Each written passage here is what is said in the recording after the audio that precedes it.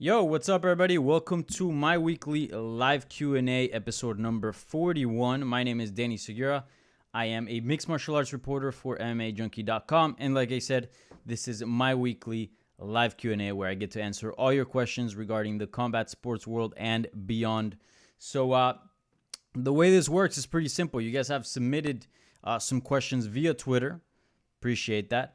And after I answer those, I will then tackle the questions in the YouTube live chat. All right. So if you guys got questions for the YouTube live chat, make sure you throw those now and throughout the course of this video, and I'll get to that, obviously, like I said, in the later part of this video. Sounds good? But yeah, so first we tackle the Twitter questions, and then we take things over to the YouTube live chat, like I said. Obviously, a lot going on. We're just coming off UFC Vegas 14. Not the greatest card, to be honest. It kind of sucked, if I'm being quite real with you guys. But like I've said before, this is pandemic time. It's really hard to put on fights. So you can expect these type of cards. Plus, I think that's kind of out of the UFC's hands. I would say that the amount of cards that they're putting, that also has to hinder the process, because you can't possibly put on a card every single weekend and expect every card to be a banger, to be high level, to have the biggest names. It's just not possible. But either way, there's some interesting results there at UFC Vegas 14. Then a few days before that, on Thursday, we had Bellator 252, right? With Patricio defending his Bellator featherweight title against Pedro Carvalho in the main event of that card. Obviously part of the Bellator featherweight Grand Prix. And then yeah, now this Thursday again, we got Bellator 253. And then on Saturday, we got a pay-per-view, UFC 255, with two title fights, two flyweight title fights, one in the men's division and the other in the ladies' side. So obviously a lot going on, and then plus that, there's a bunch of news, so tons to discuss. All right. So again, we're gonna first tackle the Twitter questions, and then we're gonna take things over to YouTube live chat. So if you got questions, make sure you throw them on the live chat now, and I'll get to them in a few minutes. All right. So the first question is by Karimbo Slice, and he wants to know, or she, I don't know, who do you think is up for Valentina Shevchenko after Maya? Who do you think will stay active in flyweight? Or, I'm sorry, do you think she will stay active in flyweight?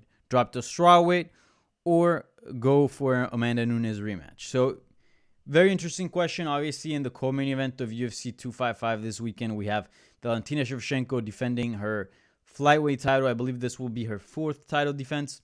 So, she's getting up there. She's no longer a newly crowned champ. She's already been at this for a bit. I think 3 title defenses is a solid number, and here going for the fourth, it's pretty nice. And I think out of all the champions, I think she gets the most respect. Maybe Amanda Nunes.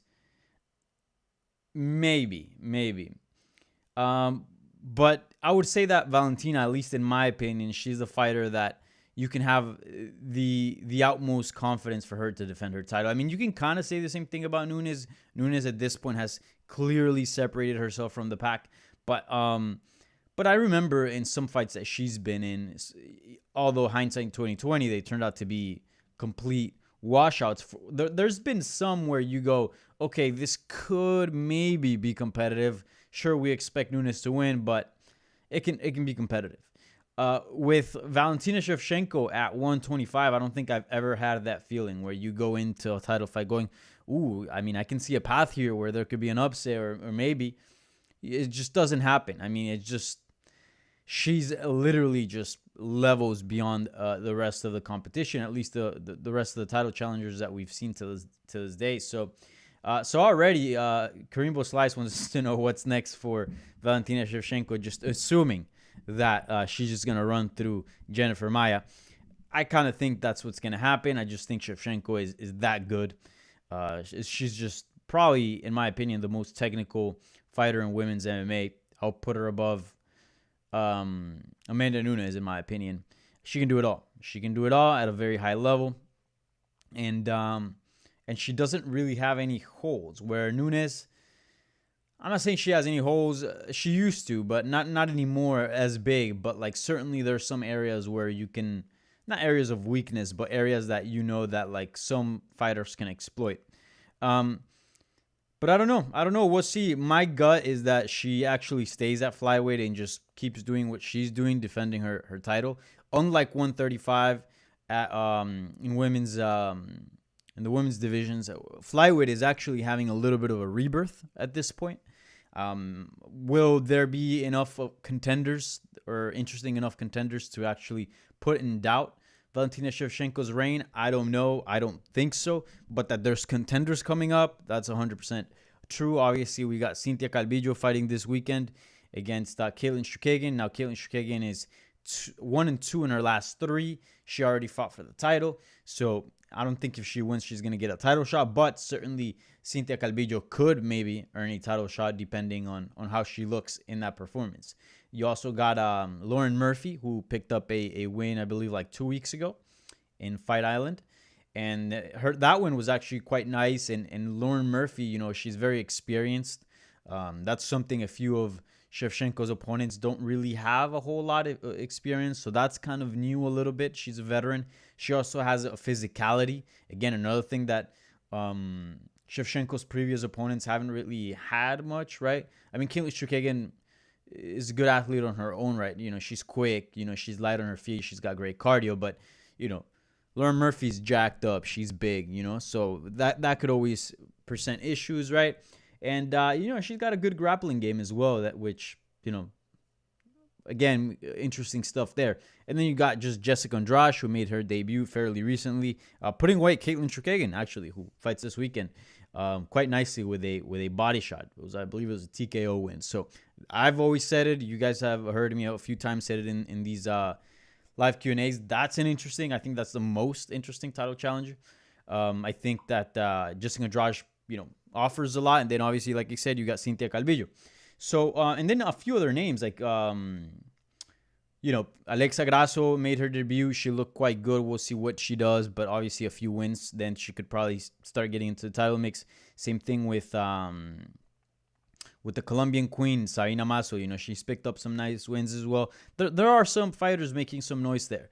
Unlike 135, where it's like, there's really just no contenders there for Amanda Nunes. You thought it was going to be Irene Aldana, right? But she loses to Holly Holm. Holly Holm obviously already fought for the title. Then JDR beats Juliana Peña, who you thought could maybe pose some interesting challenges. A fresh face for the champion. So anyways, my gut is that she stays at 125. Like I said, there are some contenders there that could make something, could keep the champion busy and could make some interesting stuff in that weight class. But I think strawweight is definitely... you can't rule that out. She's quite big, Valentina, for 125. Not big, not too big where she has like trouble making weight or that should ever be a concern. But big enough where she does obviously a significant cut. Now to 115, I mean, once you get to a lower weight class, there's a big difference between going from say like 205 to 185 because again the masses are so big that there's so much to cut from. But from 125 to 115, I mean, they're already pretty carved out as far as what's essential, right? Because bones weigh, organs weigh, your brain weighs, and many other things. So, like, that's actually a bigger jump, even though it might be the same way. We're talking about percentage-wise, right? So, I don't think Shevchenko ever fights at 115. Now, the problem with 115 is that I think Weili Zhang could prove to be an interesting title challenge if she were to go up to 125, but there's so many contenders at 115, so I don't see her going up to a weight class just yet, just because 115 is quite busy. Now, what's interesting would be a potential Nunes versus Shevchenko rematch.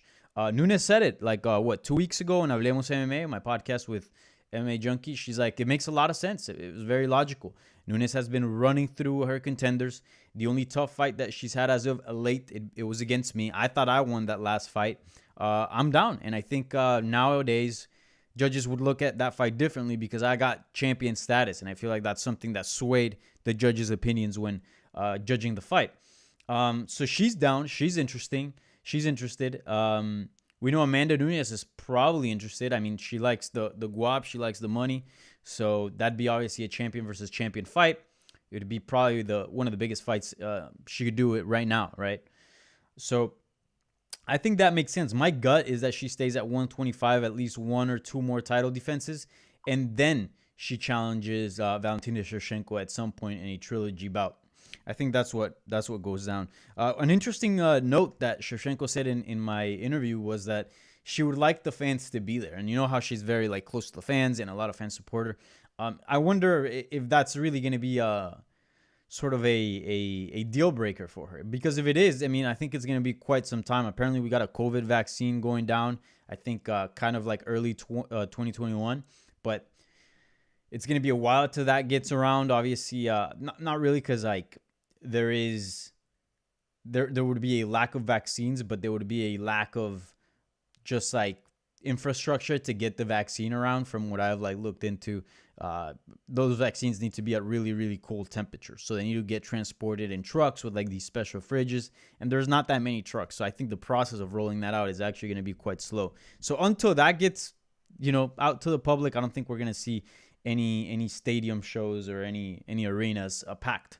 So maybe towards the end of 2021, early 2022, we can start seeing like people back in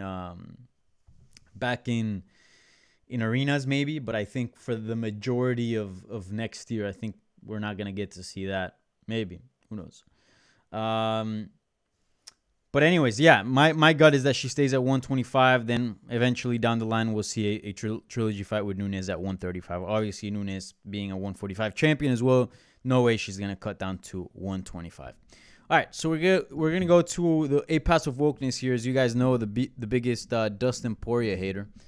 And he's obsessed with 155. So obviously this question has to do with that weight class. And he wants to know, why won't 155ers... Oh, no, sorry. Why won't 155... Damn, I need my glasses. Why won't 155 ever clear the logjam? Assume we have Conor versus Dustin. Match up the rest of the division. Tony Chandler, RDA Charles, Hooker versus Justin. Yeah, so real quick, just to answer that first question, why won't 155 ever clear the logjam? It's probably because, one, you had a champion that was very inactive. Habib was defending his belt at 155 at best twice a year, at best. But really, it was more like once a year. So that already is obviously going to slow things down as far as as far as title fights and fights involving some of the best in the division, right? Elite, top 5 fights. But and then beyond that, it just so happens to be a popular weight class among the public. So you're going to get a lot of super fights or a lot of money fights. And that always, those money fights are exactly that. They're money fights. They're geared towards money, not necessarily what makes sense for the division. Now, sometimes the UFC and other promotions can get lucky with those type of matchups because the money fight sometimes is the fight that makes sense, but not always. So when they do override fights that make sense over money, which is understandable, this is prize fighting at the end of the day, right? Sports entertainment. You're going to have consequences. You're going to have consequences. And those consequences are rightful contenders being, denied from a proper title shot or a proper title eliminator fight or whatever you want to call it. And usually those guys don't want to risk their spots. So then they sit out. And then that means the guys coming up, again, it's a whole chain effect. Then the guys coming up don't have an opportunity to fight the big names because they're waiting out. So they can't build their name off and continue to sort of become something in a division and sort of become the next contender. And then, sometimes they keep fighting because they just need to make money. They lose some fights because it's natural. You fight long enough, you're bound to lose. Then those contenders obviously get X'd out because they're coming off defeats. And then and then the whole process starts over and over again. So that's basically where we're at with 155. That's the biggest reason why there's a logjam. Champion that doesn't defend often, and there's a lot of money fights to be made in the weight class. So yeah. But as far as matching up the rest of the division, yeah, I think I've already answered this a lot. A Pass of Wokeness, I've been pretty vocal about this. I think a lot of things depend on what's going to happen with Habib. I think once we know if he's really retired or if he's actually going to come back, and even not that, even if he says, all right, I'm going to come back, but I need some time off. I'm going to come back at the end of 2021 or something. I don't know. I think it all comes down to like what the UFC is really going to do with the belt, right? If they strip him and then the belt just goes back into rotation, then we're going to see things go out, go smoothly. If there's a vacant, it'll be a little better, but you don't really see a champion defending their vacant title. I think the only person that's ever done that has been Renan Barão because of Dominic Cruz's injuries. But other than that, usually an interim champion wins the belt, and that's it. They're sitting out waiting for the champion. So that could slow things down if the wait's too long, right? And if he does come back again, it'll still slow things down just because Habib is not really a champion that fights often. But yeah, again, a lot of ifs, a lot of things up in the air that will determine what matchups make the most sense, right? So if there's some really hot contenders that could probably be in the title mix very soon or in the title picture very soon, if the champion's not going to be around anytime soon, you might want to put them on hold, or at least in my books, and have them fight easier fights, sort of placement fights, just to keep busy. But so again, there's a lot of things up in the air that could determine how these fights roll out. But I think you pretty much got it right here. I think the move is, obviously, if Habib doesn't return, make Conor versus Dustin for the vacant title. I think that makes complete sense.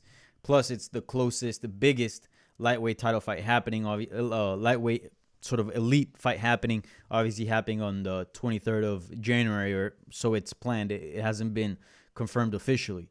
UFC hasn't put out anything, and ESPN reports and a few other reports say that it's getting closer, but it's not official just yet.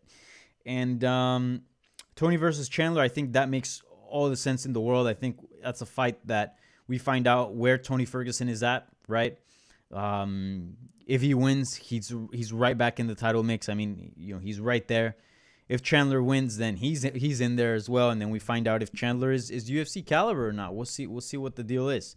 And then RDA versus Charles, I think that makes a good amount of sense, but I don't know. I think there could be other potential fights for him. Let me pull up the UFC rankings. RDA is an interesting player, and I think the UFC matchmaker should be very happy with his presence back down at 155 because he's going to alleviate a lot.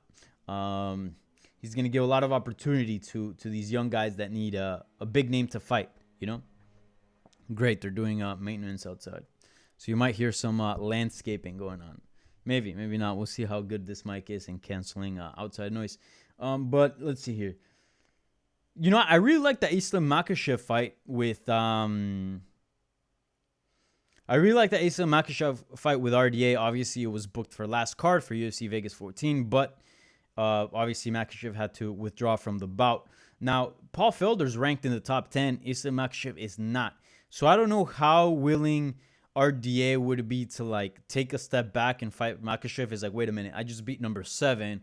Why am I fighting number 12? You know what I'm saying? Whereas, fights with, say, a Dan Hooker, who's number 5, would make more sense for him, obviously higher up in the rankings, or Charles Oliveira ranked number 6. So with that logic in mind, I think I don't think RDA fights Makhachev. I think a fight with Charles Oliveira would make a lot of sense. Or you could do certain variations. I wouldn't hate RDA versus Chandler as well. I wouldn't hate it. And I think you can make Tony Ferguson Oliveira maybe, or something like that. Yeah. I think that there's a lot of variations you can do with RDA as far as matchups are concerned. All right, let's see here. But yeah, I think your list is fine. Hooker versus Justin. All right, you can't forget about Justin Gaethje as well. I don't know if I want to see Hooker versus Justin, to be honest. I mean, obviously I want to see it, but I don't think it makes sense just yet. I don't know. That's an interesting one. We'll see how things shake out, but yeah, that's an interesting one. But I think your list is fine. All right, let's see here. This is the last Twitter question, and then we'll take things over to the YouTube live chat. So again, if you got questions, didn't get to submit some on Twitter, now's your time to throw stuff on the YouTube live chat, and I'll get to it in just a few minutes, all right? So the Seaside wants to know, will we still get Ferguson versus Habib? So still on the lightweight train. I don't know, man. I sure hope so. I really do. I think Tony Ferguson has sort of the best style for... I think he has the best style for Habib. I thought it was between him and... For a good while, I thought it was between him and Justin.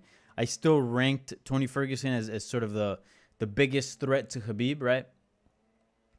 I meant Tony Ferguson. But then, I did admit that, like, hey, Justin does have some interesting stuff, especially that wrestling background, right? And his activity on the feet as well. That's important. You got to be busy on the feet because you got X amount of time, very limited time on your feet if you're fighting Habib, because the dude is going to take you down. And you got to make the most of it, so you can't really be a counter fighter. You can't really be a one shot, guy. You gotta be a guy with volume. And obviously Gaethje brought that. However, and I said this on my live Q&As, prior to the event, UFC 254, how after then talking to Javier Mendez, I'm like, okay, I think this is going to be one of those fights where we go, of course, this is going to be a no-brainer afterwards. Obviously, hindsight always 2020, but I thought this was going to be one of those occasions where you go, boom, of course, Justin Gaethje was going to lose to Habib. And yeah, part of that was because Gaethje doesn't really have a ground game. His entire ground game is getting back to your feet. But with Habib, one, is going to take you down. Two, is going to keep you down.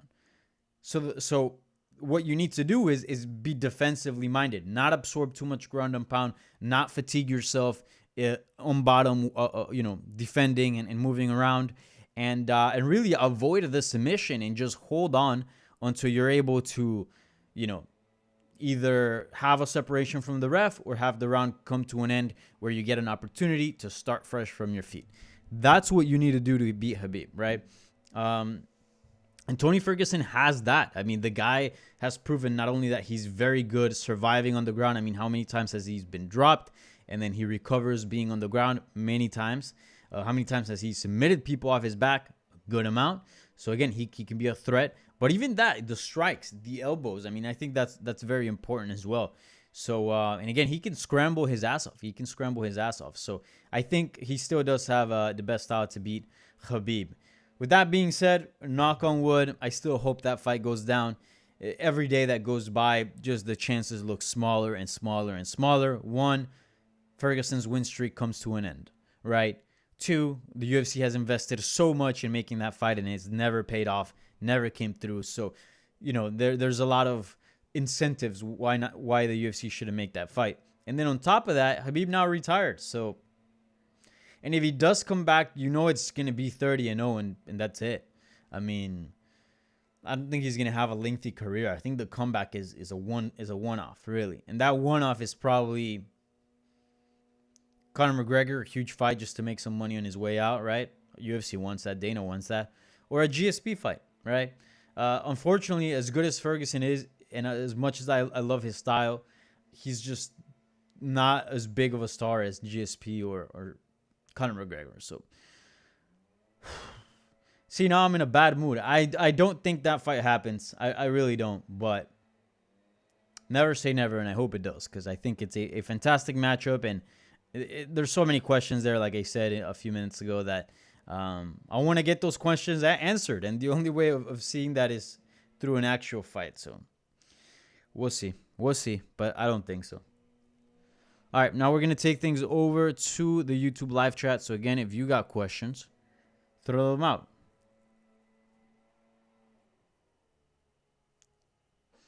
Throw them out and I will answer them. Melissa Wilson, I'm your biggest fan. I gave you a thumbs up before you even spoke. LOL. Love your work. Thank you very much, Melissa. Appreciate it. Subscribe. Ollie. Oh, shit. Predict the champions in each weight class in the UFC at the end of 2021, male and female. So ask me this question again. Ask me this question again towards the end of the year. I feel like that's sort of a better situation. But there isn't... I mean, we got some title fights coming up that I think are fairly predictable, right? And then... Let's see. And then for the rest of the year, I'm speaking the rest of 2020. And then after that, I guess I could answer this. Let's see. So No, there are actually some sketchy ones. The Peter Yan Aljamain Sterling one, I don't really know how that one's gonna go, at least just yet. Or I'll never know, but I don't have a strong feeling.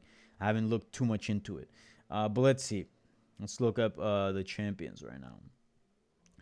All right, so let's start with the women's side because obviously it's a lot shorter than the men's since there's fewer weight classes. And I think it's a little bit easier to predict.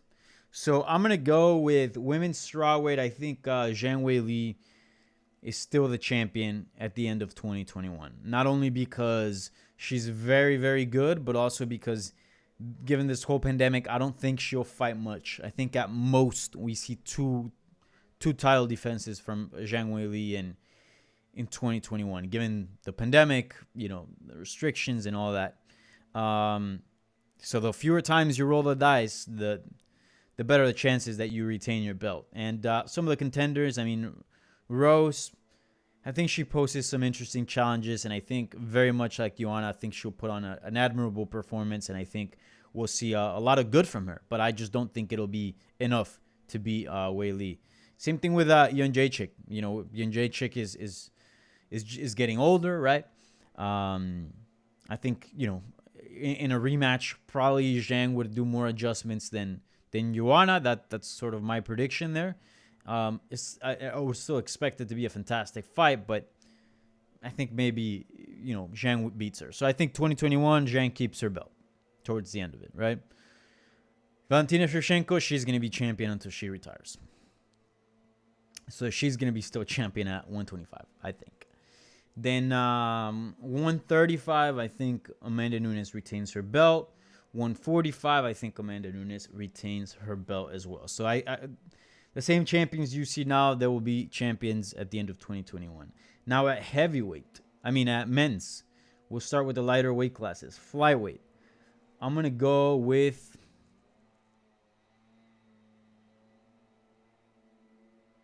That's a tough one. I think Figueiredo beats Alex Perez this weekend. I think Brando Moreno, and again, I might be a little biased just because I talk to the guy a lot and we have a good relationship. But I do think he threatens with the wrestling. He threatens with the jiu-jitsu. That could be an issue with Figueiredo. We saw Jussier Formiga beat Figueiredo using exactly just that. Again, I'm not saying Formiga's wrestling and jiu-jitsu is the same as Moreno's. I think is actually maybe a little better, but Moreno actually beat Formiga, right? So I'm gonna go with a ballsy pick here and say that most likely Davidson Figueiredo will be your champion at the end of 2021. But I think Brando Moreno could surprise and become the first Mexican champion, 100%, or Mexican-born champion. So, bantamweight. This is just a bloodbath. I'm gonna go with.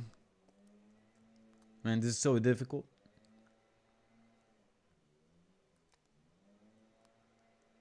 I'm gonna go with Aljamain Sterling.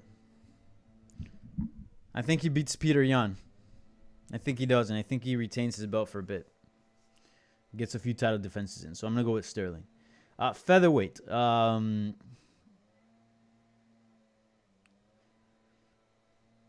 gonna go with.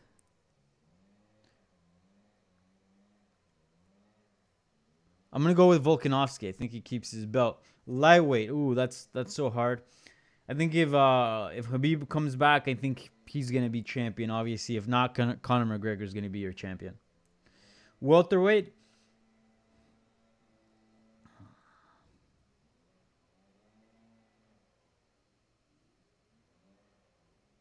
Gilbert Burns will be your welterweight champion. Middleweight.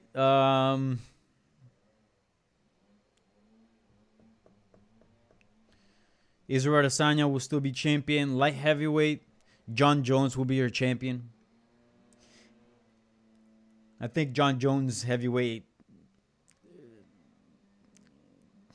I think John Jones heavyweight quest is not gonna be as long as people think it is.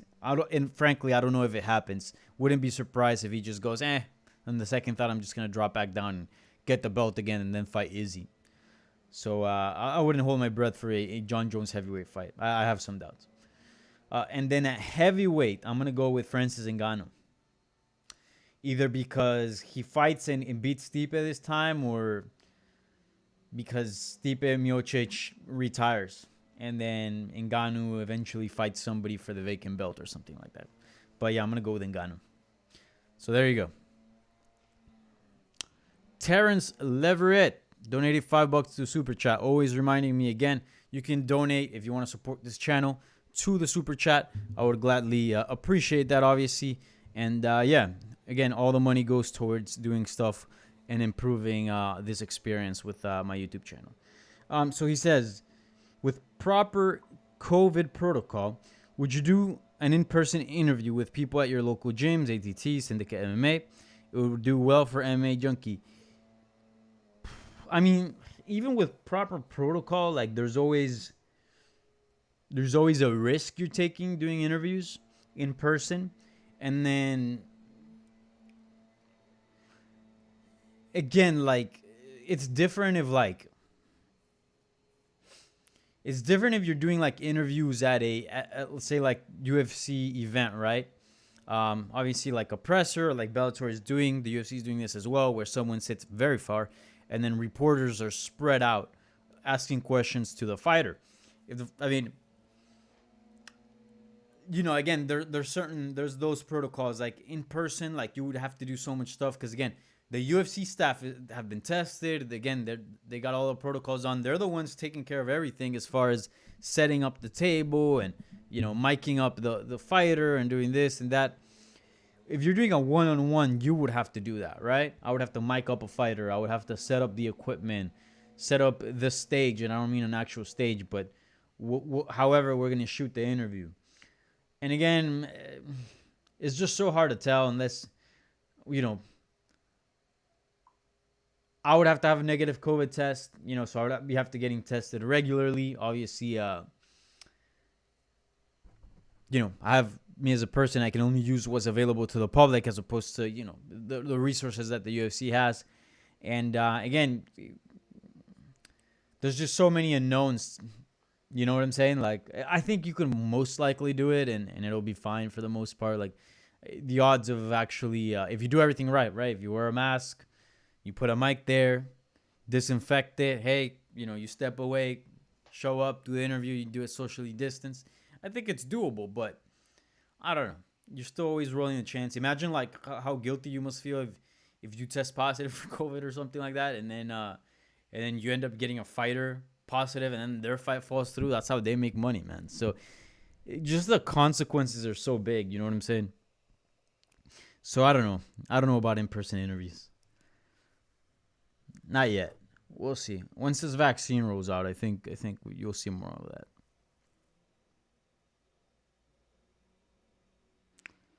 Damn, Ollie bringing up the stakes here. And in 2021, in each weight class, which one unranked prospect you most confident that will make it into the top 15 before the end of the year? I mean, that's a tough one, man. I'll do it really quickly just out of the weight classes that I know. Obviously, like, there's a long list of prospects that, again, this is one of those questions that you would need, like, further research, not just right here out of the top of my head. But I'll give it a shot. So at lightweight, actually, again, let's start with the women's side. Women's strawweight, actually, the fighter that just recently fought. She fought at UFC Vegas 14 and defeated Ronda Marcos. I'm blanking on the name right now. Muraka something? Kanako Murata. Dude, I thought she was good, man. At 115, she brings like this crazy wrestling background. She's an Asian Wrestling Championship gold medalist, as well as 2-time silver medalist. She's only 27 years old. She was born in 1993. She only has one defeat. That's to Rin Nakai in Ryzen back in 2016. That was only her 5th professional fight. She's currently in a 1, 2, 3, 4, 5, 6, 7, 8 fight winning streak. She looks good, man. She looks good.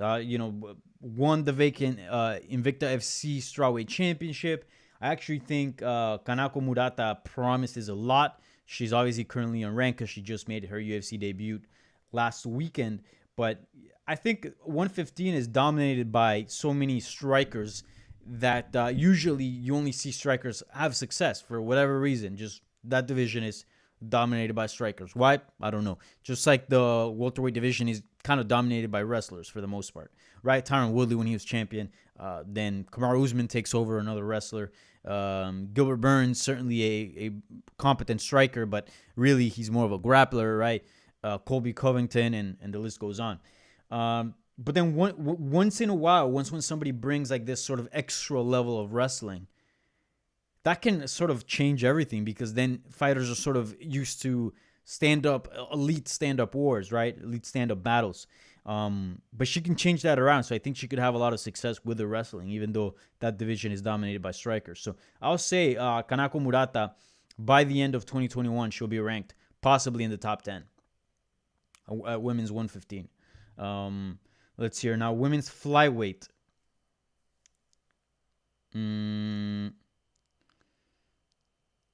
This is an easy one. I'm gonna go with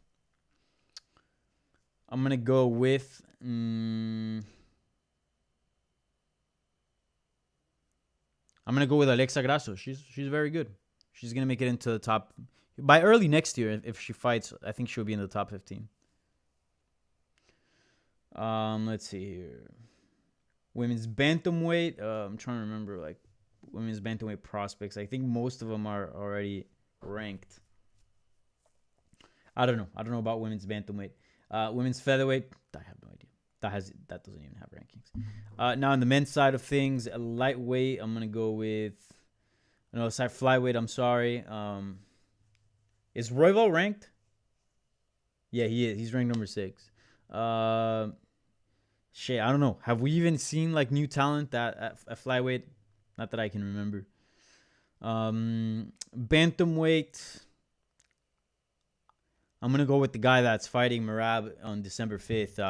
Juani Barcelos. He's good, man. He's really good. I really like him. I think him and Casey Kenny. Is Casey Kenny ranked? Nope. That's how good that division is. Casey Kenny and Juani Barcelos should be in the rankings, but at the same time they shouldn't, just because the people that are in the rankings deservedly belong in the rankings. But eventually they'll find their way. At featherweight, Giga Chikasi is going to be in there for sure. He's very good. He's going to be in there probably in the middle of 2021. I mean, he just needs one fight. He beats Jeremy Stevens, he's in there. Giga Chikasi, I really like him. At lightweight, let me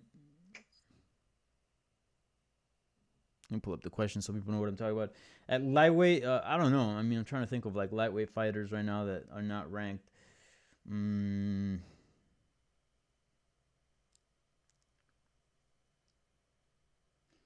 Lightweight.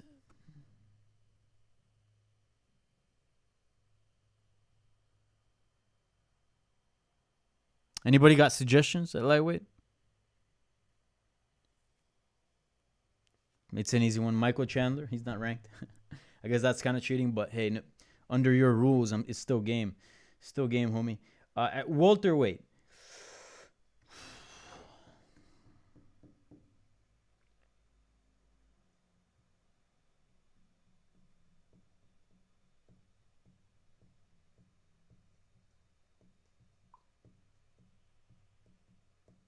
Riddell, yep. That's a good one. At welterweight.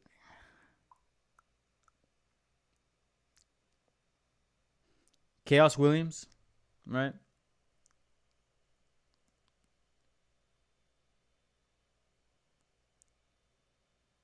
Wait, is he 185?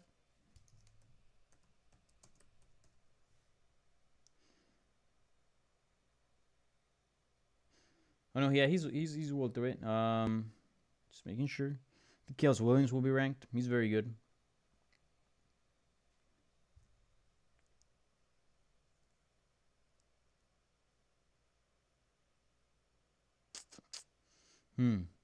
Let's see here. At middleweight, I have no clue.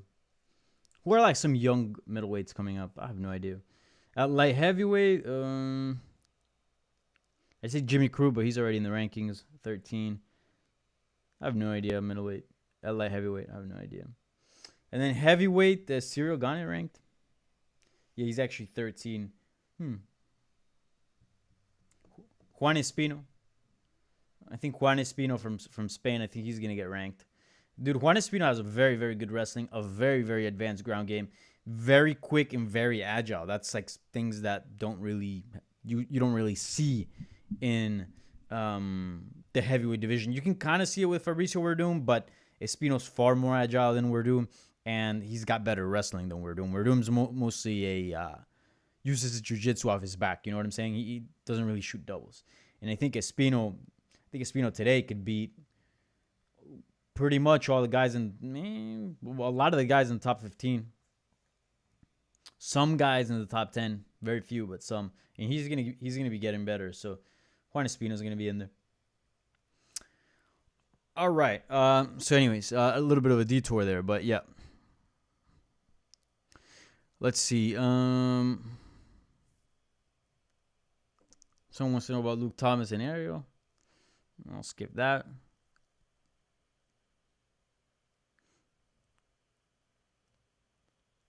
I don't think this is accurate. Like this guy saying, Darby Crash saying Luke constantly talks smack about him. I don't think that's the case. I think people just ask him, and then he's honest, and he answers whatever he feels. But yeah, I'm not gonna get into that. Let's see. Justin Carter, $5 to the super chat. Thank you very much, sir. And he wants to know, why is no one talking about Khamzat's cardio against Leon? You have one fighter who's gone 5 multiple times against guys who've never been out of the first. Yeah, there's so many things about that matchup, the Leon Khamzat matchup, that I don't like for Khamzat. Khamzat has a little bit of the Conor McGregor magic in the sense of like, you don't know how good he is. There's so much unknown. So like every time he steps in the octagon against somebody, there's so many questions and he answers them in great ways. And you go, holy smokes, like this guy's good, right? And he kind of sort of restructures everything in your mind that you would normally that you would think of, right? About him. So in this case, like with Khamzat, like, yeah, if he beats Leon, then you gotta go, holy shit, like how much better can this guy get, or what level of opposition can he really get over? I mean, because Leon's pretty high up there, but I think Leon beats him. I think this is gonna be one of those situations, again, much like the Habib versus Justin Gaethje matchup, that seems kind of even on paper, or there are questions that have you wondering that there could possibly be an upset. But then once the fight rolls out, we're going to be like, of course, this is how it was supposed to play out. I don't think Khamzat drags him down to the ground and keeps him there and then striking. I think Khamzat looks tough, but obviously has some good boxing, has some power. I'm not saying he won't have success, but I think Leon will dance around him and pop him. He's far the more agile guy and way more experience, and Leon's cardio is pretty damn good, as Justin here, Carter mentioned. So I think we're going to see one of those fights where hindsight, we're going to be like, yeah, this was an obvious one. But again, the hype blinds people. Darby Crash, which top featherweight in the UFC does Patricio Pitbull beat if they were to fight? A lot, man, a lot. I think Patricio right now, he's a top 3 middleweight. I mean, middleweight featherweight. What am I talking about? And I kind of like his chances against the champion. Not to like be the favorite, but to have a good chance to beat him, yeah. For example, let's start with 15. Does Patricio beat Edson Barbosa? That'd be, first of all, an amazing fight. Most likely, yeah. Does he beat Bryce Mitchell? Certainly. Does he beat Ryan Hall? For sure. Does he beat Shane Burgos? I think so. Does he beat Dan Ige? Yes. Sadiq Youssef? Yes. Arnold Allen? Yes. Jeremy Stevens? Yes. Josh Emmett? Yes. Kelvin Kadar? Maybe. That's top 7. See, you start getting into the top 7. Now it gets, top 6. Then it gets a little. Does he beat Chen Sung Young? I think so. Does he beat Jair? That's a tough one. Jair's got very good striking. That's a coin toss. Does he beat Zabit? Coin toss, but my hunch is yes. Does he beat Brian Ortega? Tough one, but I'd say yes. Maybe. Does he beat Max Holloway? I don't think so. We're talking about the number one contender. Does he beat Volkanovski? I'd put my money on Volkanovski. But you can't say for certain that Patricio couldn't. So, in my opinion, he's certainly a top 5. He can beat some of the top 5s. Again, can he beat Chan Sung Young? I think so. Can he beat Zabit? Yeah, I think so. Can he beat Brian? That's a tough one. I think the tough matchups there are, again, high-level strikers. Jair Rodriguez, Max Holloway, and Alexander Volkanovski. So, easily, he's a top 5 featherweight, in my opinion. Obviously, we won't know for sure until he actually gets in there and does the damn thing. But that's kind of how I see it. All right, a couple more, and I'm going to dip out. 170 Chaos, 185 Muradov, yep. 205 Jamal Hill, I forgot about that guy. Yeah, for sure. Heavyweight Romanov, yep. Those are all good options for potential unranked fighters that could make it into the rankings in 2021. Good one on that. Let's see. All right, I think that does it for the Twitter question. If for the YouTube live chat questions. If anybody has anything else to add, do it now, or maybe wait till next week. I might do a 255. By the way, I might do a 255 reaction. Most likely, I think so, on Saturday. So be on the lookout for that. I'll let you know on Friday, and I'll schedule a YouTube live stream so you can put a reminder and you can get notifications when I go live after UFC 255. Obviously, the time will be a little bit in the air because we don't know when the actual card is gonna end. But I'll probably schedule it for like midnight and then keep pushing it if it needs to be pushed. All right. Okay, wait. We got a lot of last minute questions here, so we'll get these real quick. How much of a chance do you give RDA to get back to a title shot at lightweight since he got KO'd by Alvarez? All his losses were via decision, and he was hanging in there with the top at welterweight. This is questioned by Brian Bradett. So I actually think RDA is going to do quite well at 155. My hunch is that he's still a top 5 lightweight. I mean, against Paul Felder, and you got to, again, take everything with a grain of salt because Paul Felder stepped in there on days' notice, and he wasn't getting ready for a fight. He wasn't in fight shape, although he was in pretty good shape. He wasn't in fight shape, and he's still a very good fighter. But again, he hasn't been in the octagon for quite some time. But RDA still looked sharp, man. He still looked pretty fast. Like, he didn't look slow. And remember, keep in mind, he's 36 years old. In a lightweight, that's a very old lightweight. At heavyweight, it's kind of young, actually, or prime, I would say. But at lightweight, that's old, and he still looked fast. His reflexes were there. His wrestling's still pretty good. His jiu-jitsu's still pretty good. His ground and pound is pretty good. His striking is pretty good. I say pound for pound, RDA is one of the most well-rounded guys out there.